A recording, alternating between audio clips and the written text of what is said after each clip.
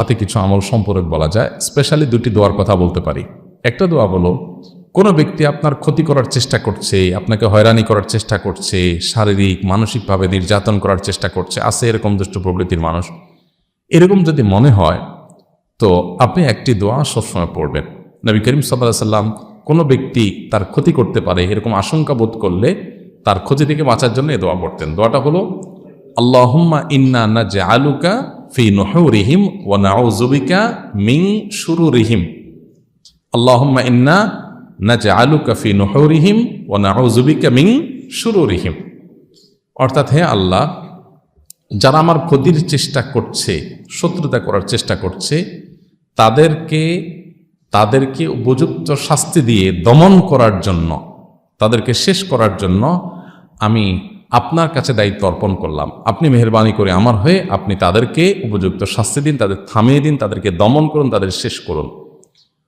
নাউযু বিকা মিন শুরুরিহিম, এবং আল্লাহ তাদের ক্ষয়ক্ষতি থেকে আমি আপনার আশ্রয় চাই, আপনি আমাকে রক্ষা করেন। নবী করিম সাল্লাল্লাহু আলাইহি ওয়াসাল্লামের এই দোয়াটা খুবই অর্থবহ একটা দোয়া। এই জন্য জীবনে কখনো কোনো শত্রু আমাদের নবী সাল্লাল্লাহু আলাইহি ওয়াসাল্লামের কোনো ক্ষতি করতে পারে নাই। কোনো শত্রুর ক্ষতি দ্বারা যখন আপনি ক্ষতিগ্রস্ত হন, আশঙ্কা করবেন, এই দোয়া পড়বেন, আল্লাহ রক্ষা করবেন ইনশাআল্লাহ। আবার দোয়াটা পড়ছি, আল্লাহুম্মা ইন্না নাজআলুকা ফি নুহুরিহিম ওয়া নাউযু বিকা মিন শুরুরিহিম। আর আরেকটা দোয়া আছে যেটা কোরআনে বর্ণিত হয়েছে, যেটা উহুদ যুদ্ধের পর গজওয়ায়ে হামরাউল আসাদের সময় মুনাফিকরা, মদিনার মুনাফিকরা মুসলমানদের মধ্যে একটা ভয় ঢুকাই দিল যে মক্কার মুশরিকরা তারা আবার সমবেত হচ্ছে এবং তোমাদেরকে সর্বগ্রাসী আক্রমণ করে শেষ করে দিবে। এমনিতে মুসলমানরা উহুদ যুদ্ধে নবী করিম সাল্লাল্লাহু আলাইহি ওয়াসাল্লামের একটা গাইডলাইন থেকে একটু বোঝের ভুল থেকে সরে যাওয়ার কারণে যখন পর্যদস্ত হয়েছে, 70 জন সাহাবী শাহাদাত বরণ করেছে, অনেকে আহত হয়েছে, স্বয়ং নবী করিম সাল্লাল্লাহু আলাইহি ওয়াসাল্লামের দাঁত মোবারক ভেঙেছে, রক্তাক্ত হয়েছেন, অনেক সাহাবীরা আহত হয়েছেন, অনেকে শাহাদাত বরণ করেছেন। এরকম নানাভাবে পর্যদস্ত এবং কঠিন একটা সময়ে যখন মুনাফিকরা এসে মুসলমানদেরকে আবার ভয় দেখাতে লাগলো যে আসছে আসল বড় আক্রমণ, যাতে মুসলমানরা মানসিকভাবে একদম ভেঙে পড়ে, এই আক্রমণের কথা যখন তারা শুনেছেন তখন মুসলমানরা বলেছেন, হাসবুনাল্লাহু ওয়া নি'মাল ওয়াকিল। কি বলেছেন? হাসবুনাল্লাহু ওয়া নি'মাল ওয়াকিল, অর্থাৎ আল্লাহ আমাদের জন্য যথেষ্ট। যেই আসুক না কেন আমাদের ক্ষতি করার জন্য আল্লাহ আমাদের জন্য যথেষ্ট, এবং তিনি সবচেয়ে উত্তম কর্মবিধায়ক।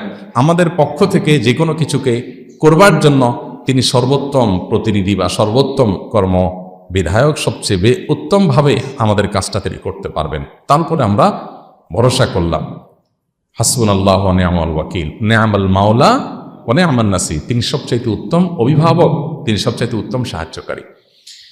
নবী করিম সাল্লাল্লাহু আলাইহি ওয়াসাল্লামের হাদিস থেকে আমরা জানি যে এই একই দোয়া আল্লাহ নবী ইব্রাহিম আলাইহিস সালামকে যখন অগ্নিকুণ্ডে নিক্ষেপ করা হয়েছে তিনিও পাঠ করেছেন, তিনিও বলেছেন হাসবুনাল্লাহু ওয়া নি'মাল ওয়াকিল। তাহলে ঈমানদার যখন বিপদে পড়বে তখন পড়বে হাসবুনাল্লাহু ওয়া নি'মাল ওয়াকিল, নি'মাল মাওলা ওয়া নি'মান নাসির। বিশেষ করে কোনো শত্রুতা থেকে, ক্ষয়ক্ষতি থেকে আপনি যদি আত্মরক্ষা চান, তার ক্ষয়ক্ষতি থেকে বাঁচতে চান, তাহলে আল্লাহর কাছে দোয়াটা পড়বে।